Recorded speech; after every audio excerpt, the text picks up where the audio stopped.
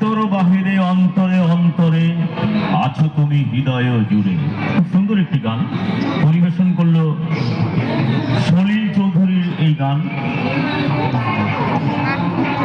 আচ্ছা, সলিল চৌধুরী এই গানটি পরিবেশন করলো পূরবী সরকার।